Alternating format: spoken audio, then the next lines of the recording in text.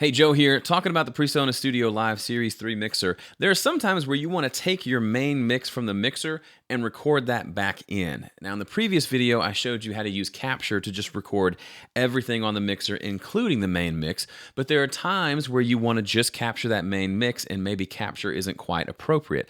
There are two situations, two scenarios I'll share with you and how to do both. The first, let's say you're working on a mix. I've got one pulled up here. And you, for whatever reason, let's say you're running your mix through your mixer. Maybe you're mixing it through the StudioLive, or maybe you're doing a combination of running it through for some effects, or whatever. Maybe you're running it through outboard gear and bringing it back in. Let's say you just want to run it through there and print the mix. They call that printing the mix, right? We want to record it down to its own track. It's actually super, super simple.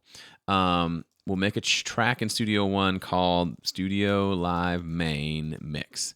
Super nice name. We'll make it a stereo track, and then we will set the input to what I've got set up as mixer mains. I'll show you that in just a second. So where's that channel? Here is the track here at the very bottom, okay? And let's look really quickly at where that's coming from. Those mixer mains are channels 25 and 26. That's actually not correct anymore. That's with the old StudioLive. Let me change that really quickly. I'm glad I looked at it. We can do this here live. So we come over here to the mixer window and just click on the I/O button. That opens up this probably familiar grid for you.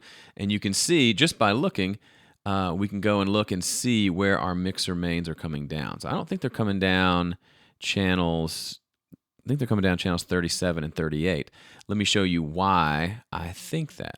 If I hit apply, yep, now we see signal right over here. There's signal coming through. Let me show you how to remember that, because you're probably not going to remember those numbers, and I wouldn't remember them either. Let's take a look at the mixer itself. If you go to the home page on the mixer, click this home button right here. It gives you, it gives you some settings. The one we want to look at is audio routing. USB, AES, SD card. We're looking for USB because it's going USB into the computer. Here you go, super simple. The assigned channels are channels 37 and 38. These are additional extra assignable channels within your computer. Will see these as extra inputs coming from the mixer, and it's defaulted to channels 37 and 38. You can't change that. But underneath, you can change what feeds into that. It'll default to the main mix. I've actually got a flex mix going into here, which is what you're hearing right now, which is this microphone with some effects and a little bit extra volume and limiting added to kind of make it. For all my videos, I run through that. That's what's feeding back into the computer, and that's what would be recorded here on the track once we hit record.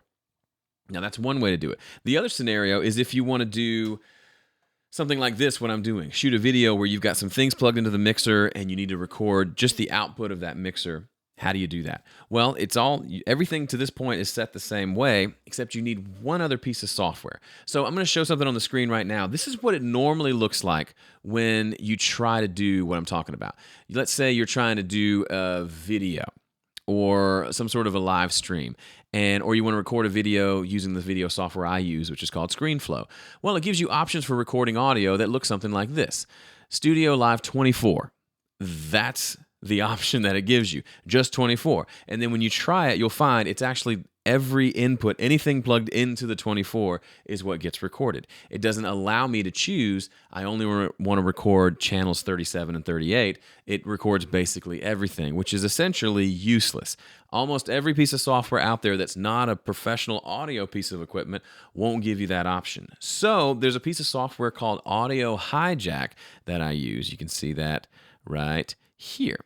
Audio Hijack I've used it for years, and they recently changed it and made it a lot cooler, but it's a very simple piece of software that lets me route an input device anywhere I want it to go. So you need two things to pull this off. You need Audio Hijack, and you need the Soundflower driver. Soundflower is a free driver. You can just go find it somewhere and install it. It's what talks to the software, and then it's the go-between. So there's two go-betweens. There's your StudioLive. That feeds into Audio Hijack, which then feeds it into Soundflower, which then is what feeds whatever software you're trying to record into, such as ScreenFlow for doing video, or maybe you're trying to live stream on YouTube Live and it's asking for a single input. You would select Soundflower to channel as your input. Now, how do we get our signal over there? It's pretty neat. We pick the StudioLive as our audio device from the list of devices here. Like we said before, it's only listed as StudioLive. There's no other options. But Audio Hijack allows me to say what channels I want. gives me 40 options of channels. I just pick 37 and 38, and now that is what StudioLive is now sending over to the Soundflower driver. Soundflower driver is now what I pick when I go over here to record in ScreenFlow.